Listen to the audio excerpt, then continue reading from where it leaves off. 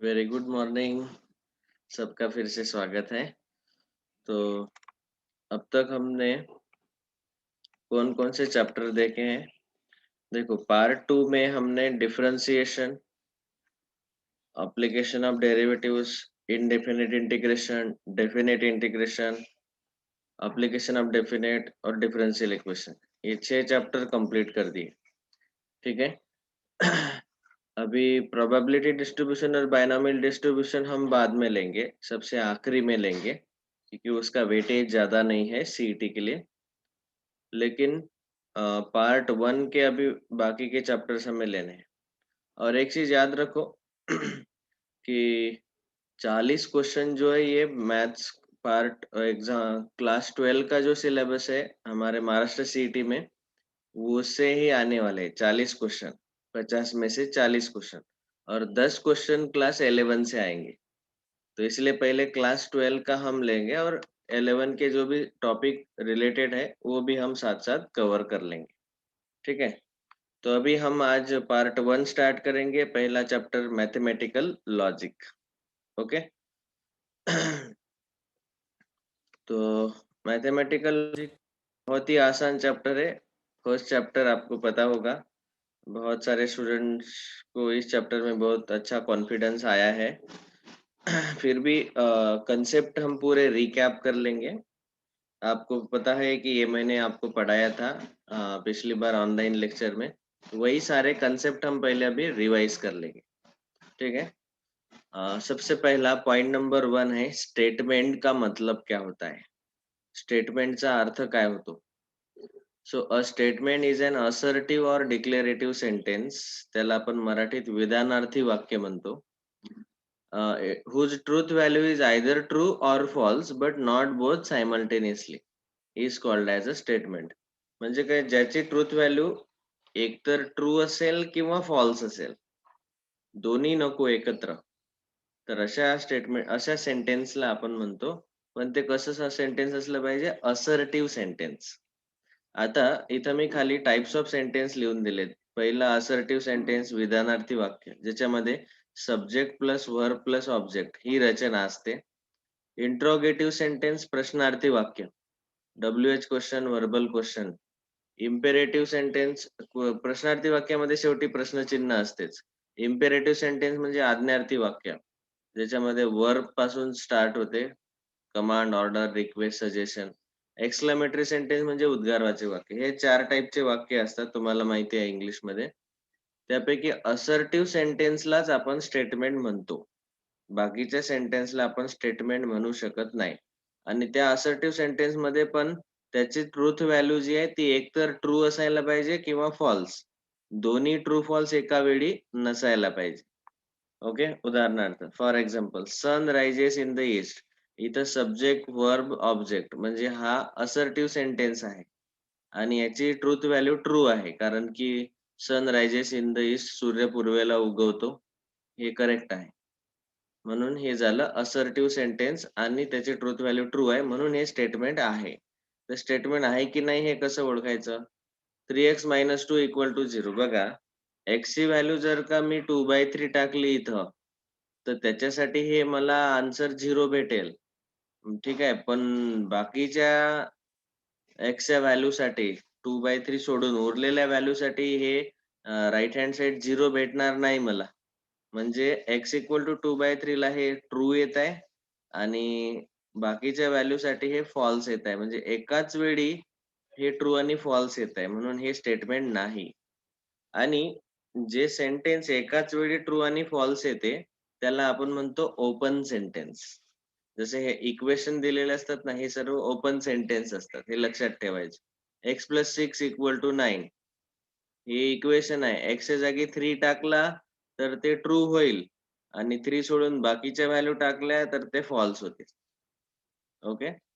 He is honest. तो प्रामाणिक आहे. आता तो तो व्यक्ती प्रामाणिक आहे याची गॅरंटी नाही देऊ शकत आपण. कोणी म्हणेल तो नाही प्रामाणिक, कोणी म्हणेल प्रामाणिक आहे. म्हणजे याची ट्रूथ व्हॅल्यू फिक्स नाही सांगता येत. ट्रू असू शकते, फॉल्स ही असू शकते, दोन्ही असू शकते. तर अशा सेंटेन्सला म्हणायचं ओपन सेंटेन्स. आणि ओपन सेंटेन्स हे कधीही स्टेटमेंट नसतात. ठीक आहे. त्याच्यामुळे हे जे सेकंड एक्झाम्पल आहे हे स्टेटमेंट नाही. Mathematics is an interesting subject. गणित हा विषय इंटरेस्टिंग विषय आहे. काही लोकांना असेल इंटरेस्टिंग, जसे तुम्ही महाराष्ट्र सीईटी देताय तुम्हाला इंटरेस्टिंग वाटतो. पण बाकीच्या लोकांना इंटरेस्टिंग वाटेलच याची गॅरंटी नाही. म्हणून त्याच्यामुळे बरेच लोकं नीटकडे जातात. तर it is not a statement कारण ते ट्रू असू शकते, फॉल्सही असू शकते. आपण सांगू नाही शकत. नंतर चौथा व्हॉट इस युअर नेम? इथं प्रश्नार्थक चिन्ह आहे. It is not a statement. Statement का नाही? कारण इंट्रोगेटिव्ह सेंटेन्स आहे. प्रश्नार्थी वाक्य आहे. आलं लक्षात? आणि स्टेटमेंटच्या ट्रुथ व्हॅल्यू 2 असतात. एक तर ट्रू किंवा फॉल्स. ट्रू असेल तर आपण कॅपिटल टी लिहितो, फॉल्स असेल तर एफ लिहितो. जसं इथं लिहिलंय 5 × 4 20 हे ट्रू स्टेटमेंट आहे. 3 × 5 20 हे फॉल्स आहे. ठीक आहे? तर अशा पद्धतीने आपण हे 3 पॉइंट पाहिले. स्टेटमेंट हे असर्टिव्ह सेंटेन्स किंवा डिक्लेरेटिव्ह सेंटेन्स असलं पाहिजे आणि त्याची ट्रुथ व्हॅल्यू एकतर ट्रू किंवा फॉल्स असायला पाहिजे. दुसरं ट्रुथ व्हॅल्यू आपण कॅपिटल टी आणि फॉल्स एफ नी दाखवतो आणि ओपन सेंटेन्सची ट्रुथ व्हॅल्यू ट्रू आणि फॉल्स दोन्ही एकाच वेळी असते. ओके. अशा ओपन सेंटेन्सला आपण कधीच स्टेटमेंट म्हणू शकत नाही. ओपन सेंटेन्स हे स्टेटमेंट नसते. ओके. तर तुम्हाला असं रिझन सहित माहिती असलं पाहिजे. हा झाला पहिला पार्ट स्टेटमेंट. स्टेटमेंट आणि त्याची डेफिनेशन पाहिली आपण आणि नंतर त्याची ट्रुथ व्हॅल्यू आणि तिसरा पॉइंट पाहिला आपण ओपन सेंटेन्स. आता दुसरा पार्ट आहे चॅप्टरचा ज्याच्यामध्ये आपल्याला वेगवेगळे लॉजिकल कनेक्टिव्हज आणि वेगवेगळ्या टाइपचे स्टेटमेंट्स दिलेले आहेत. तर पहिला टाइप आहे स्टेटमेंटचा सिंपल स्टेटमेंट्स. सिंपल स्टेटमेंट म्हणजे काय बघा, a statement which cannot be split further into 2 or more statements is called as simple statement. म्हणजे काय? एखादं स्टेटमेंट आहे 5 × 9 = 45. हे एक आणि एकच असं स्टेटमेंट आहे ज्याला पुढे आपण विभाजित करू शकत नाही. हे एक सिंपल स्टेटमेंट आहे. Delhi is a capital of India हे एक सिंपल स्टेटमेंट आहे. ठीक आहे. आणि सिंपल स्टेटमेंटला आपण डिनोट करतो स्मॉल लेटर्सनी PQR. Small letters PQR. नंतर कंपाउंड स्टेटमेंट म्हणजे काय? की if a statement is combination of 2 or more simple statement. Simple स्टेटमेंटला आपण जोडलं. कशाने जोडणार? तर त्याला म्हणतो आपण लॉजिकल कनेक्टिव्हज. जसं इथं एक वाक्य दिलंय 3 is a prime and 4 is an even number. तर इथं 3 इज अ प्राईम एक सिंपल स्टेटमेंट आहे P आणि 4 इज अन इव्हन नंबर हे एक दुसरं सिंपल स्टेटमेंट आहे Q. मध्ये दोघांनाही जोडलेलं आहे अँड या शब्दाने. तर याला म्हणतो आपण कंपाउंड स्टेटमेंट. कंपाउंड स्टेटमेंट म्हणजे 2 किंवा 2 पेक्षा जास्त वाक्य असे जोडलेले असतात. ठीक आहे. आणि जो जोडणारा शब्द आहे, the connectives with join 2 or more simple statement are called as logical connectives. त्यांना आपण लॉजिकल कनेक्टिव्हज असं म्हणतो. तर हे 5 लॉजिकल कनेक्टिव्हज आपण आता पूर्ण चॅप्टरमध्ये वापरणार आहे. पहिला आहे ऑर, त्याला वी नी दाखवतो. दुसरा अँड असा उलटा वी. इफ देन त्याला आपण सिंगल एरोनी दाखवतो. याला सिंगल इम्प्लिकेशन म्हणतो आपण किंवा कंडिशनल. नंतर if and only if. If and only if जो आहे त्याला डबल एरोनी दाखवतो. त्याला आपण म्हणतो डबल इम्प्लिकेशन किंवा बाय कंडिशनल. आणि नॉट. नॉट म्हणजे निगेशन. त्याला हा असा उलटा एस, झोपलेला एस. तर ह्याचे हे 5 लॉजिकल कनेक्टिव्हज आपण पूर्ण चॅप्टरमध्ये वापरणार आहे. लॉजिकल कनेक्टिव्हचा अर्थ काय सांगितला? जे वाक्याला 2 सिंपल स्टेटमेंटला जोडणारे शब्द. ठीक आहे. आता या लॉजिकल कनेक्टिव्हजचा ट्रुथ टेबल आपल्याला माहिती असणं आवश्यक आहे. ठीक आहे. समजा आपण P आणि Q हे 2 सिंपल स्टेटमेंट घेतले आणि त्यांच्यामध्ये आपण घेतोय अँड. अँड या कनेक्टिव्हला नाव दिलं गेलं कंजंक्शन आणि त्याचा सिम्बॉल आहे असा उलटा व्ही. ठीक आहे. P अँड Q असं आपण त्याला लिहू शकतो. त्याचा ट्रुथ टेबल बघा. आपण नेहमी ट्रुथ टेबलमध्ये 2 इनपुट जर असतील P, Q तर Pच्या कॉलममध्ये दोनदा ट्रू, दोनदा फॉल्स लिहितो आणि Qच्या कॉलममध्ये एकदा ट्रू फॉल्स असं लिहितो. याचं कारण असं आहे, की इथं चारही प्रकारचे वेगवेगळे कॉम्बिनेशन कव्हर होतात. म्हणजे एका केसमध्ये पहिल्या केसमध्ये दोघांनाही ट्रू घेतलंय. दुसऱ्या केसमध्ये पहिला ट्रू, दुसरा फॉल्स. तिसऱ्या केसमध्ये पहिला फॉल्स, दुसरा ट्रू आणि चौथ्या केसमध्ये दोन्ही फॉल्स. ह्या सर्व ऑल पॉसिबल कॉम्बिनेशन्स कव्हर होतात. म्हणून त्याला आपण असं लिहितो टी-टी-एफ-एफ, टी-एफ-टी-एफ. आता मध्ये तुम्हाला लक्षात ठेवायचं आहे, की टी आणि टी दोन्ही ट्रू असतील तरच आन्सर ट्रू येते. नाहीतर उरलेल्या सर्व केसमध्ये आन्सर फॉल्स येते. असं लक्षात ठेवायचं आहे. ठीक आहे. नंतर डिसजंक्शन म्हणजे ऑरचा ट्रुथ टेबल ऑर असा व्ही लेटरने दाखवतो P or Q, P or Q.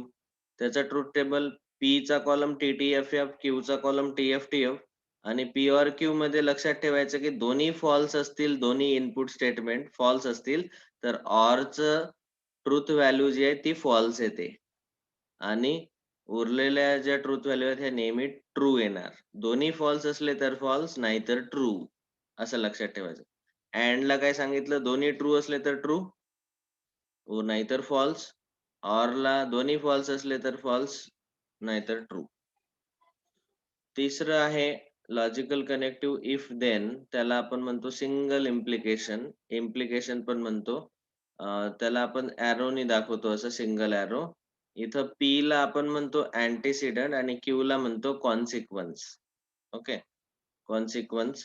आता बघा एक लक्षात ठेवायचं इथं इफ पी देन क्यू असं वाक्य दिलेलं असते. इफ पी पहिलं स्टेटमेंट देन क्यू आणि याला सिंगल एरोने आपण दाखवतो सिम्बॉलिक फॉर्म याचा. ट्रुथ टेबल याचा बघा टी-टी-एफ-एफ, टी-एफ-टी-एफ. एकच लक्षात ठेवायचं की कंडिशनल मध्ये सिंगल इम्प्लिकेशन मध्ये टी-एफचा एफ असतो. पहिला ट्रू असेल आणि क्यू फॉल्स असेल, पहिला ट्रू दुसरा फॉल्स, तर त्याचा आन्सर एकट्याचं फक्त फॉल्स येते. बाकी सर्व केसमध्ये आन्सर ट्रूच येते. ठीक आहे. आणि कधी-कधी इफ पी देन क्यू याच्या ऐवजी हे वेगवेगळे शब्दही वापरले जाऊ शकतात. जसं P is sufficient for Q त्याचा हाच अर्थ होतो. पी सिंगल इम्प्लिकेशन क्यूचे हे वेगवेगळे शब्दामध्ये दिलेले अर्थ आहेत. म्हणजे तुम्हाला जर हे शब्द दिसले तर याच्यावरून लक्षात ठेवायचं की हा इम्प्लिकेशन आहे, single implication. P single implication क्यूच आहे. P is sufficient for Q, Q is necessary for P, P implies Q, Q follows from P, P only if Q. हे जे काही आहेत हे काय आहेत if then चे वेगवेगळे फॉर्मॅट आहेत. ठीक आहे. तर ट्रुथ व्हॅल्यू लक्षात ठेवा TF चा F होतो बाकी सर्व ट्रू. बाय कंडिशनल म्हणजे डबल इम्प्लिकेशन. इथं इफ अँड ओन्ली इफ असं आपण वापरतो. त्याला डबल एरोनी दाखवायचं दोन्ही साइडला बाण. P if and only if Q, P double arrow Q, double implication म्हणतो आपण याला. डबल इम्प्लिकेशन मध्ये शब्द कोणते वापरले जातात? P if and only if Q. कधी-कधी if and only if ला I डबल F पण वापरतात. किंवा डबल इम्प्लिकेशनचा तिसरा अर्थ आहे की हे जे P सिंगल इम्प्लिकेशन Q आहे आणि Q सिंगल इम्प्लिकेशन P आहे या दोघांचा अँड घेतला तर त्याला पण आपण म्हणतो डबल इम्प्लिकेशन. किंवा P implies Q and Q implies P. P implies Q म्हणजे P सिंगल इम्प्लिकेशन Q आहे आणि Q इम्प्लाइज P म्हणजे Q सिंगल इम्प्लिकेशन P आहे. या दोघांच्या मध्ये अँड घेतला तर आपल्याला डबल इम्प्लिकेशन भेटते. समजलं? तर इथं याचा ट्रुथ टेबल मध्ये P चा कॉलम TTFF, Q चा कॉलम TFTF. इथं ट्रुथ टेबल अतिशय सोपं आहे लक्षात ठेवण्यासाठी.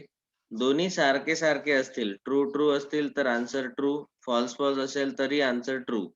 दोन्ही सारखे असतील इनपुट. वेगवेगळे असतील समजा TF किंवा FT तर त्याचा आन्सर फॉल्स येते. ट्रू केव्हा येते जर दोन्ही इनपुटचं ट्रुथ व्हॅल्यू सारखी असेल तर डबल इम्प्लिकेशन ट्रू येतो. समजलं का? हा आहे त्याचा ट्रुथ टेबल. पाचवा आहे आपला logical connective negation of statement. त्याला नॉट या शब्दाने पण दाखवलं जाते आणि असा झोपलेला एस सिम्बॉल आहे त्याचा. नॉट पी म्हणतो आपण त्याला किंवा negation P, negation of P असं वाचायचं त्याला. ट्रुथ टेबल काय येईल? पी च्या दोन ट्रुथ व्हॅल्यू घेऊ शकतो, एक ट्रू एक फॉल्स. आणि निगेशन घेतल्यावर ट्रूचा फॉल्स होतो, फॉल्सचा ट्रू होतो कारण आपण नॉट जोडतो वाक्याला. आणि समजा ऑलरेडी निगेशन पी असेल आणि त्याचं परत निगेशन घ्यायला लावलं तर त्याचा आन्सर येईल पी. ओके. नंतर याच्यावरती आधारित एक्सरसाइज 1.1 आणि एक्सरसाइज 1.2 याच्यामध्ये सर्व काही टाईपचे क्वेश्चन्स दिलेले आहेत. हे क्वेश्चन्स तुम्ही जर सॉल्व्ह केले तर तुमची चांगली प्रॅक्टिस होईल. ओके. तर बघा याच्यावर आधारित आहे पहिली एक्सरसाइज 1.1. खाली दिलेल्यापैकी कोणते स्टेटमेंट आहेत आणि जस्टिफाय करा. ऑफ कोर्स आपल्याला ऑब्जेक्टिव्ह क्वेश्चन विचारले जातात सी-ई-टीमध्ये, पण हे जे क्वेश्चन आहेत हे आपल्याला या वेगवेगळ्या टाइपचे येऊ शकतात. म्हणून हे सर्व एकदा सॉल्व्ह करून बघा. स्टेटमेंट आहे की नाही चेक करायचं. 5 + 4 13 हे स्टेटमेंट आहे, पण याची ट्रुथ व्हॅल्यू काय येईल? फॉल्स. कारण 5 + 4 9 येत नाही आणि हे स्टेटमेंट आहे. हे स्टेटमेंट नाही कारण की हे ओपन सेंटेन्स आहे. ओपन सेंटेन्स म्हणजे एक्सच्या जागी तुम्ही 17 टाकलं तर ट्रू येते. बाकीच्या व्हॅल्यूसाठी फॉल्स येते. तर नेहमी लक्षात ठेवा इक्वेशन हे स्टेटमेंट नसतातच. क्लोज द डोअर हे आज्ञार्थी वाक्य आहे. सॉरी इम्पेरेटिव्ह सेंटेन्स आहे. त्याच्यामुळे हे पण स्टेटमेंट नाही. 0 is a complex number statement आहे. प्लीज म्हणजे रिक्वेस्ट केली इथं, हे पण इम्पेरेटिव्ह सेंटेन्स आज्ञार्थी वाक्य आहे. तर हे पण नाही statement. Congruent triangles are similar हे स्टेटमेंट आहे. x² = x तर xच्या वेगवेगळ्या व्हॅल्यूसाठी हे इक्वल येऊ शकते. 1 साठी इक्वल येते, 0 साठी इक्वल येते, पण काही व्हॅल्यूसाठी इक्वल येत नाही. म्हणजे कधी ट्रू असते, कधी फॉल्स असते म्हणून हे ओपन सेंटेन्स आहे. So it is not a statement. Statement नाही. अशा पद्धतीने तुम्ही हे उरलेले क्वेश्चन सॉल्व्ह करा.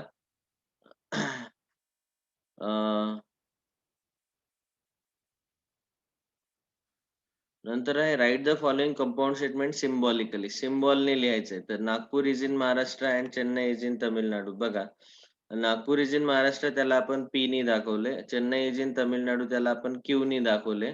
आणि दोघांच्या मध्ये शब्द वापरलेला आहे अँड, म्हणून त्याचा सिम्बॉलिक फॉर्मॅट येईल पी अँड क्यू. समजलं का? दुसरं बघा, ट्रायंगल इज इक्विलॅटरल ऑर आयसोस्केलस. तर स्टेटमेंट पी लिहू शकतो आपण, ट्रायंगल इज इक्विलॅटरल. दुसरं स्टेटमेंट क्यू लिहायचं, ट्रायंगल इज आयसोस्केलस. दोघांच्या मध्ये ऑर आहे म्हणून पी ऑर क्यू. समजलं? तर हे 5 सिम्बॉल वापरायचे आहेत. And, or, if then, double implication, if and only if, and not. Okay. तर अशा पद्धतीनं. नंतर तिसरा क्वेश्चन आहे right the truth values of following. समजा याच्यामध्ये पहिला जो आहे 4 is odd or 1 is prime. तर 4 इज ऑड ह्याची ट्रुथ व्हॅल्यू आधी काढायची. तो आहे फॉल्स कारण की 4 तर इव्हन आहे. 1 इज प्राईम याची पण ट्रुथ व्हॅल्यू फॉल्स आहे आणि दोघांच्या मध्ये ऑर आहे. P or Q false or false दोन्ही फॉल्स आहेत. दोन्ही फॉल्स असतील तर फॉल्स येते ऑर मध्ये. म्हणून truth value total final truth value काय येईल? फॉल्स. म्हणजे लॉजिकल कनेक्टिव्हने जोडलेले सिंपल स्टेटमेंटच्या आधी ट्रुथ व्हॅल्यू काढायच्या आणि त्यांच्यामध्ये ऑर आणि अँड ट्रुथ टेबल वरून बघायचं की काय ट्रुथ व्हॅल्यू येते तर. ओके. आणखी एक एक्झाम्पल. इथं सांगितलेलं आहे की 64 इज अ परफेक्ट स्क्वेअर. ह्याची ट्रुथ व्हॅल्यू ट्रू आहे. 46 इज अ प्राईम नंबर. याची ट्रुथ व्हॅल्यू फॉल्स आहे. आणि दोघांच्या मध्ये इथं या सेकंड क्वेश्चन मध्ये दिलाय अँड दिलाय. तर टी आणि एफ यांचा अँड एफच येतो. कारण अँड मध्ये फक्त ट्रू असतील दोन्ही तरच ट्रू येते, नाहीतर फॉल्स येते. म्हणून याचा आन्सर येईल, हे ट्रुथ व्हॅल्यू येईल फॉल्स. समजलं? नंतर नेक्स्ट 5वं यातलं घेतलंय. If 3 × 5 = 8 then 3 + 5 = 15. बघा, हे फॉल्स आहे. 3 5 15 येते आणि 3 + 5 15 हे पण फॉल्स आहे. दोन्ही फॉल्स आहे. दोन्ही फॉल्स असतील तर आपल्याला माहित आहे सिंगल इम्प्लिकेशन मध्ये ट्रू भेटते. फक्त TF चा F भेटतो, बाकी सर्व ट्रूच असतात. म्हणून याची ट्रुथ व्हॅल्यू येईल ट्रू. समजलं का? नंतर चौथ्या क्वेश्चन मध्ये PQ च्या जागी आपल्याला PQ च्या जागी ट्रू घ्यायचं आहे आणि RS च्या जागी फॉल्स घ्यायचं आहे. आणि त्याच्यावरनं या सर्वांची ट्रुथ व्हॅल्यू फाइंड करायची. जसं फॉर एक्झाम्पल हे स्टेटमेंट पॅटर्न हा दिलाय P or Q and R. तर P च्या जागी T टाका, Q च्या जागी T टाकायचा आणि R आणि S च्या जागी F टाकायचा. तर इथं R च्या जागी F टाकलाय. T or T and F. पहिले ब्रॅकेट सॉल्व्ह करतो आपण. T अँड F चा आन्सर येईल F. नंतर T ऑर F चा आन्सर येईल ट्रू. हे ट्रुथ टेबल तुम्हाला माहिती असल्याशिवाय तुम्ही हे सर्व सॉल्व्ह करू शकणार नाही. त्याच्यासाठी ट्रुथ टेबल 5ही ट्रुथ टेबल मी आधी डिस्कस केलेत. ते तुम्हाला माहिती असणं आवश्यक आहे. नंतर सिंगल इम्प्लिकेशनमध्ये पी-क्यू आहेत. पी-क्यूच्या जागी टी-टी टाकायचं आहे आणि आर-एसच्या जागी एफ-एफ टाकायचं आहे. या याचं सिंगल इम्प्लिकेशन ट्रू येईल, याचं सिंगल इम्प्लिकेशन ट्रू येईल, दोघांचा ऑर पण ट्रू येईल. Okay. Next right the negations of the following. खाली दिलेल्या वाक्यांचे निगेशन लिहायचे आहेत. निगेशन लिहिताना तिरुपती इज इन आंध्र प्रदेश, तर is not in Andhra Pradesh. Not शब्द जोडून टाकायचा. स्टेटमेंट पी असेल तर त्याचं निगेशन आपण असं दाखवतो नॉट पी आणि मध्ये नॉट जोडतो. ऑलरेडी नॉट असेल तर त्या नॉटला काढून टाकायचं. जसं इथं बघा 3 is not a route of equation, तर इथनं नॉट काढून टाकायचा. 3 is a route of equation. ठीक आहे. 5वं ग्रेटर दॅन दिलंय. ग्रेटर दॅनचं निगेशन करताना लेस दॅन इक्वल टू घ्यायचं आणि लेस दॅन जर असेल तर त्याचं निगेशन घेताना ग्रेटर दॅन इक्वल टू घ्यायचा. इथं दिलंय साइडला. ग्रेटर दॅनला काढून लेस दॅन इक्वल टू लिहिणार निगेशन करताना आणि लेस दॅन जर दिलं असेल तर त्याला काढून ग्रेटर दॅन इक्वल टू लिहायचं. अशा पद्धतीनं पहिली एक्सरसाइज संपली. या टाइपचे क्वेश्चन तुम्ही आता ऑब्जेक्टिव्ह क्वेश्चनची प्रॅक्टिस करून बघा. अतिशय सोपा चॅप्टर आहे बघा. आता उरलेला पुढचा जो पार्ट आहे तो आपण पुढच्या लेक्चरमध्ये डिस्कस करू. So thank you very much.